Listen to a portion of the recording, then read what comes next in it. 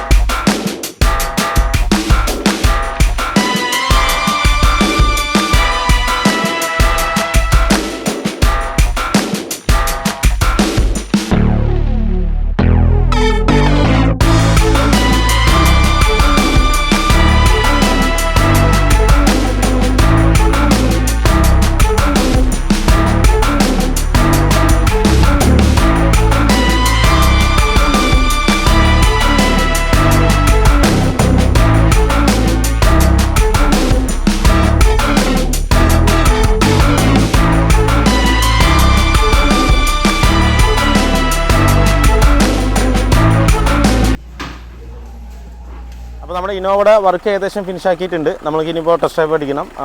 ഇതിലിപ്പോൾ നമ്മൾ ചെയ്തതെന്ന് പറഞ്ഞാൽ എഞ്ചിൻ മൗണ്ട് മാറി, ഗിയർ ബോക്സ് മൗണ്ട് മാറി, ക്ലച്ച് മാറി, പിന്നെ കസ്റ്റമർക്ക് ഒരു റഫ്നെസ് ഫീൽ ചെയ്യുന്നുണ്ടെന്ന് പറയുന്നുണ്ടായിരുന്നു. അപ്പോൾ നമ്മൾ അതിൻ്റെ നോക്കിയപ്പോൾ ഷോക്ക് മൗണ്ട് നല്ലോണം പോയിട്ടുണ്ട്. അതോടുകൂടി തന്നെ ഷോക്കും മാറിയിട്ടുണ്ട്. ഇതിൽ നമ്മൾ ഇട്ടിരിക്കുന്ന പാർട്സ് എന്ന് പറയുന്നത് എഞ്ചിൻ മൗണ്ടും ഗിയർ ബോക്സ് മൗണ്ടും ഒറിജിനൽ പാർട്സ് തന്നെയാണ് യൂസ് ചെയ്തേക്കുന്നത്. അതുപോലെ തന്നെ ഇതിൻ്റെ ഷോക്ക് എന്ന് പറയുന്നത് ഗബ്രിയലിൻ്റെ ഷോക്കും ഷോക്ക് മൗണ്ട് ഓയിയാണ് ഇട്ടിരിക്കുന്നത്. അതുപോലെ ക്ലച്ച് സെറ്റ് മാറിയിട്ടുണ്ട്, റിലീസ് ബെയറിംഗ് മാറിയിട്ടുണ്ട്. റിലീസ് ബെയറിംഗ് നമ്മൾ ഓയിയാണ് ഇട്ടിരിക്കുന്നത്, പക്ഷേ ക്ലച്ച് സെറ്റ് ലൂക്കിൻ്റെയാണ് ഇതിനകത്ത് എടുത്തിരിക്കുന്നത്. പിന്നെ ഉള്ളതെന്ന് പറഞ്ഞാൽ നമുക്കിവിടെ ഒരു ഡെൻറ്റിങ്ങും പെയിൻറ്റിങ്ങും ആണ് ഉണ്ടായിരുന്നത്. ഡെൻറ്റിംഗ് എന്ന് പറഞ്ഞാൽ ഇവിടെ ഇടിച്ചിട്ട് ഗ്ലാസ് പൊട്ടി ബമ്പർ, ബോണറ്റ്, അതുപോലെ തന്നെ ഈ ഒരു ഫെൻഡർ ഡാമേജ് ഉണ്ടായിരുന്നു. അത് നമ്മൾ പക്കാ ക്ലിയർ ചെയ്തു. ബമ്പർ എന്ന് പറഞ്ഞാൽ റിപ്പയർ ചെയ്തിട്ട് തന്നെയാണ് കയറ്റിയത്, പുതിയ ബമ്പർ കയറ്റിയില്ല. കസ്റ്റമർ അത് റിപ്പയർ ചെയ്ത് ഇട്ടാൽ മതി എന്ന് പറഞ്ഞു. അതുപോലെ തന്നെ നമ്മൾ ഹെഡ്ലൈറ്റ് ലുമാക്സ് ആണ് ഇട്ടിരിക്കുന്നത്, ഓയി അല്ല. സാർ അടുത്ത് ലുമാക്സ് ഏകദേശം 8000 ചില്ലാൻ രൂപ വരുന്നുണ്ട്. അതിൻ്റെ പകുതി റേറ്റ് ഇത് വരുള്ളൂ.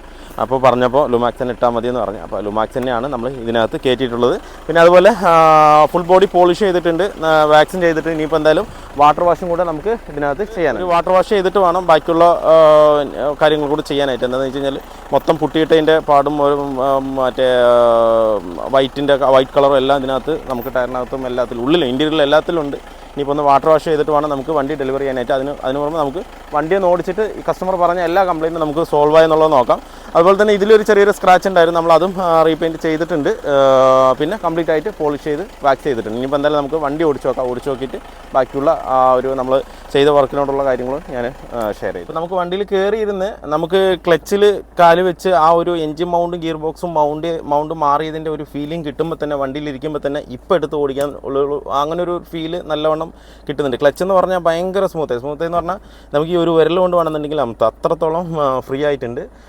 നമ്മൾ ലൂക്കിൻ്റെ ക്ലച്ച് ആയിട്ടിരിക്കുന്നത്. ലൂക്കിൻ്റെ ക്ലച്ച് ഇടുമ്പോൾ ഞാൻ പ്രത്യേകം എപ്പോഴും പറയുന്നുണ്ട് അതിൻ്റെ മാനുഫാക്ചറിങ് ഡേറ്റും കൂടെ നോക്കണം. മാനുഫാക്ചറിങ് ഡേറ്റ് ഒരുപാട് ബാക്ക് ആണെന്നുണ്ടെന്നുണ്ടെങ്കിൽ നമുക്ക് ക്ലച്ച് ടൈറ്റ് വരാം. പിന്നെ ഒരു ചെറിയ ഒരു 100 ഒന്നൊക്കെ നമുക്ക് മാനുഫാക്ചർ ഡിഫക്റ്റ് കൊണ്ട് നമ്മൾ ക്ലച്ച് ചവിട്ടിയിട്ട് ഗിയർ ഇടുമ്പോൾ തന്നെ ഒരു ടൈറ്റ് ഫീൽ ചെയ്യും. അതൊരു 2-3 വണ്ടിക്ക് നമുക്ക് കിട്ടിയിട്ടുണ്ട്. അത് നമ്മൾ ഒന്നും നോക്കണ്ട, അത് ക്ലച്ച് റീപ്ലേസ് ചെയ്തിട്ട് വേറെ ക്ലച്ച് ഇടുക. ലോക്കിൻ്റെ ക്ലച്ച് നമുക്ക് മറ്റേ വാറണ്ടിയിൽ ക്ലെയിം ചെയ്യാനൊന്നും വലിയ ബുദ്ധിമുട്ടില്ല, നമുക്ക് എടുക്കാൻ പറ്റും. അപ്പോൾ എന്തായാലും നമുക്ക് വണ്ടി ഓടിച്ച് നോക്കാം.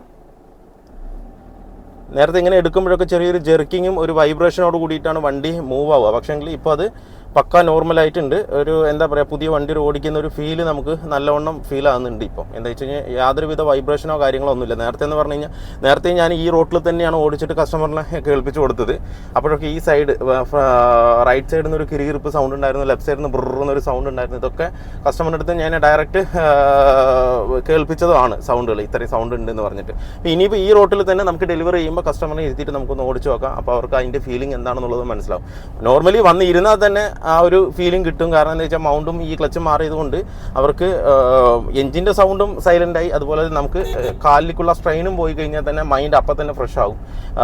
പിന്നെ ഓടിക്കുമ്പോൾ കറക്റ്റ് ആയിരിക്കും. ആ സൗണ്ടുകൾ നമ്മൾ ക്ലിയർ ചെയ്തിട്ടുണ്ട്. സൗണ്ട് എന്ന് പറഞ്ഞു കഴിഞ്ഞാൽ നമുക്ക് ഇവിടെ നിന്ന് വന്ന സൗണ്ട് കൗൾ ടോപ്പിൽ മണ്ണും പൊടിയൊക്കെ കയറിയിട്ട് അതിൻ്റെ ഒരു കിരീർപ്പ് സൗണ്ടാണ് ഫ്രണ്ട് റൈറ്റ് സൈഡിൽ നിന്ന് വന്നത്. പിന്നെ ലെഫ്റ്റ് സൈഡിൽ നിന്ന് വന്ന് പറഞ്ഞാൽ എയർ ബാഗിൻ്റെ യൂണിറ്റ്, ആ യൂണിറ്റിൻ്റെ ഉള്ളിൽ ചുമ്മാ ഒരു ഫൈബറിൻ്റെ ഉള്ളിൽ ഒരു യൂണിറ്റ് വെച്ചിരിക്കുകയാണ്. അതിൽ ചെറിയൊരു ഫോമിൻ്റെ ഒരു സൗണ്ട് വരുന്നതെന്ന് പറഞ്ഞു കഴിഞ്ഞാൽ ആ ഒരു ഫൈബറും മെറ്റലും മാത്രം അതിനകത്ത്, ഫൈബറും മെറ്റലും ആണ് ഉള്ളത്. അത് മാത്രമല്ല അത് ചുമ്മാ വെച്ചിരിക്കുകയാണ്. ആ വെച്ചിരിക്കുന്നത് കൊണ്ട് നല്ലൊരു വൈബ്രേഷൻ ഉണ്ട്. ആ വൈബ്രേഷൻ സൗണ്ട് ഇല്ലാതിരിക്കാൻ ഒരു കമ്പനി തന്നെ അതിലൊരു ഫോമിൻ്റെ ഒരു ലെഗിലൊക്കെ എല്ലാത്തിലും വെച്ചിട്ടുണ്ടാവും.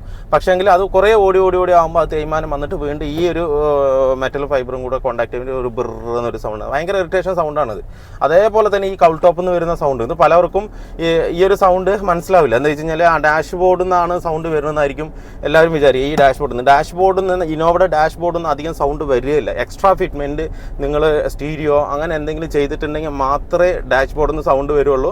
അതുമാത്രമല്ല എഞ്ചിൻ മൗണ്ടും ഗിയർ ബോക്സ് മൗണ്ടും പോയിട്ടുണ്ടെന്നുണ്ടെങ്കിലും ഈ ഡാഷ് ബോർഡിൽ നിന്ന് കംപ്ലീറ്റ് ആയിട്ട് വിറയൽ വരും. അല്ലാത്ത പക്ഷം ഇതൊക്കെ കണ്ടീഷൻ ആണെന്നുണ്ടെങ്കിൽ ഈ ഡാഷ് ബോർഡ് ഒരിക്കലും കുലുങ്ങില്ല, സൗണ്ട് വരില്ല, അത് ഉറപ്പാണ്. ഈ ഡാഷ് ബോർഡ് ഒന്ന് ഇളക്കിയിട്ട് അതിൽ സ്പോഞ്ച് വയ്ക്കുക, മറ്റേ ഡബിൾ സൈഡ് സ്റ്റിക്കർ വെച്ച് ഒട്ടിക്കുക, ആ ഒരു പരിപാടിയെ ഇതിനകത്ത് ഈ ഇൻറ്റീരിയറിനകത്ത് ഏതിനകത്തും ചെയ്യേണ്ട ആവശ്യമില്ല. മെയിനായിട്ട് വരുന്ന ആ കൗൾ ടോപ്പിൽ വരുന്ന മറ്റേ വൈപ്പറിൻ്റെ മേലെ ഒരു ബീഡിങ് പോലെ വരുന്നുണ്ട്. ആ ബീഡിങ്ങിൻ്റെ അവിടെ ഈ മണ്ണ് കയറിയിട്ട് ഈ ഗ്ലാസ്സിൽ കിടന്ന് വരയുമ്പോൾ കിറുകിറുകിറുന്ന സൗണ്ട് നല്ലോണം ഉള്ളിലേക്ക് ഫീൽ ചെയ്യും. ഇപ്പോൾ പക്ക സൈലൻ്റ് ആണ്, യാതൊരുവിധ സൗണ്ടില്ല. നമ്മൾ ക്ലീൻ ചെയ്ത് കംപ്ലീറ്റ് ആക്കിയിട്ടുണ്ട്. പിന്നെ വരുന്നത് നമുക്ക് ഡോർ പാഡിലൊക്കെ ചെറിയ സൗണ്ട് വരും. എന്ന് വെച്ചാൽ അതിൻ്റെ ക്ലിപ്പുകളൊക്കെ ലൂസായി കഴിഞ്ഞ് കഴിഞ്ഞാൽ ഒരു ബുറന്നൊരു സൗണ്ട് വരും. ഒന്നില്ല ആ ക്ലിപ്പ് മാറ്റുക, എല്ലാ ക്ലിപ്പും മാറ്റുക, ഒറിജിനൽ തന്നെ ഇടുക. അതല്ലാന്നുണ്ടെന്നുണ്ടെങ്കിൽ അതിൽ ഫോം വെച്ചിട്ട് ടൈറ്റ് ചെയ്ത് കയറ്റി കഴിഞ്ഞ് കഴിഞ്ഞാൽ ആ സൗണ്ട് കംപ്ലീറ്റ് ആയിട്ട് അറസ്റ്റ് ആവും. ഇപ്പോൾ ചെറിയ സൗണ്ട് സീറ്റിൽ നിന്നും അതുപോലെ തന്നെ ഡോർ പാഡിൽ നിന്നും വരുന്നുണ്ട്. 4 ഡോർ പാഡ് സ്ക്രൂ ടൈറ്റ് ചെയ്താലേ മതിയാവും. ചിലപ്പോൾ ഈ ഫുള്ള് സൗണ്ട് അറസ്റ്റ് ആവും. അതുപോലെ സീറ്റിൽ നിന്ന് ഒരു കിലി നിൽക്കും, സീറ്റ് ബെൽറ്റിൻ്റെയും അത് നമുക്ക് ക്ലിയർ ചെയ്യാൻ പറ്റും. എന്തായാലും നമുക്ക് ഇനിയിപ്പോൾ ഓടിച്ച് നോക്കിയിട്ട് ആ ഒരു ഡോർ പാഡിൻ്റെയും സീറ്റ് ബെൽറ്റിൻ്റെയും കാര്യം കൂടെ ക്ലിയർ ചെയ്ത് കഴിഞ്ഞാൽ നമുക്ക് വണ്ടി ഡെലിവറി ചെയ്യാൻ പറ്റും. ബാക്കി കസ്റ്റമർ പറഞ്ഞ എല്ലാ കംപ്ലയിൻറ്റും പക്ക സോൾവ്ഡ് ആണ്. പിന്നെ ആ ടയറിൻ്റെ ഒരു സൗണ്ട് വരുന്നുണ്ട്. ഞാൻ നേരത്തെ പറഞ്ഞ മാതിരി JKയുടെ ടയറാണ്, ഓഫ് റോഡിലേക്ക് ഓടിക്കുന്ന പോലുള്ളൊരു ത്രെഡാണ് അതിനകത്തുള്ളത്. അപ്പോൾ അതുകൊണ്ട് നമുക്ക് അതിനകത്ത് ടയർ ഭാഗത്തിൽ നമുക്കൊന്നും ചെയ്യാൻ പറ്റില്ല. മെക്കാനിക്കലി ഫുള്ളി ഫിറ്റഡ് ആണ്. ഇനിയിപ്പോൾ നമുക്ക് ആ ഒരു വൈബ്രേഷൻ കസ്റ്റമർക്ക് ഫീൽ ചെയ്യുകയാണെന്നുണ്ടെങ്കിൽ ചെറിയൊരു വൈബ്രേഷനും ഹമ്മിങ് നോയ്സും വരുന്നുണ്ട്. അത് വന്നിട്ട് ഈ എന്താ പറയുക ടയറിൻ്റെ ആണ്. ടയർ അത്രയും റഫ് ത്രെഡാണുള്ളത്. അതും JK ടയറാണ്. JK ടയർ കുഴപ്പമുണ്ടെന്നല്ല, പക്ഷേങ്കിൽ ഒരു ചെറിയൊരു നമ്മൾ നോർമൽ ടയറിന് ഇവിടെ ചെറിയൊരു റഫ്നെസ് ഇതിനകത്ത് കൂടുതലാണ്. യോക്കോഹാമ അപ്പോളോയൊക്കെ ബെസ്റ്റാണ്. ഇട്ട് കഴിഞ്ഞാൽ സൈലൻ്റ്, നമുക്ക് അറിയില്ല. ചെറിയൊരു കല്ലോ മണ്ണൊക്കെ കല്ലിലൊക്കെ കയറി കഴിഞ്ഞ് കഴിഞ്ഞാൽ നമുക്ക് ഇത്രയും വൈബ്രേഷൻ ഉണ്ടാകും. അതന്നെ അതിൻ്റെ ഇത് അബ്സോർബ് ചെയ്യും. എന്താ വെച്ച് കഴിഞ്ഞാൽ റേഡിയൽ ടയർ ആയതുകൊണ്ട് കറക്റ്റ് അബ്സോർബ്. ഇതെന്ന് പറഞ്ഞാൽ ഭയങ്കര ഹാർഡായിട്ടാണ് തോന്നുന്നത് ഈ ടയർ. അപ്പോൾ ആ ഒരു റഫ്നെസ് ചെറുതായിട്ട് ഫീൽ ചെയ്യുന്നുണ്ട്. ഇനിയിപ്പോൾ അത് മാറണമെന്നുണ്ടെങ്കിൽ 4 ടയർ മാറ്റിയാൽ കറക്റ്റ് ആവുള്ളൂ. എന്ന് വെച്ചാൽ ഫുൾ ത്രെഡ് ഉണ്ട്. ഇങ്ങനെ ഓടിക്കുകയാണെന്നുണ്ടെങ്കിൽ കുഴപ്പമില്ല. അല്ലാന്നുണ്ടെന്നുണ്ടെങ്കിൽ മറ്റേ 4 ടയറും കൂടെ മാറിക്കഴിഞ്ഞ് കഴിഞ്ഞാൽ വണ്ടി പക്ക സ്മൂത്താവും. ഇപ്പോൾ ആ കസ്റ്റമർ പറഞ്ഞ എല്ലാ കംപ്ലയിൻറ്റുകളും പക്ക സോൾവ്ഡാണ്, നീറ്റാണ് വണ്ടി. ഇനിയിപ്പോൾ ആ ഇന്ത്യയിലെ ചെറിയ സൗണ്ട് ചെറുതായിട്ട് അത് മാത്രം കഴിഞ്ഞ് കഴിഞ്ഞാൽ നമുക്ക് വണ്ടി ഡെലിവറി ചെയ്യും.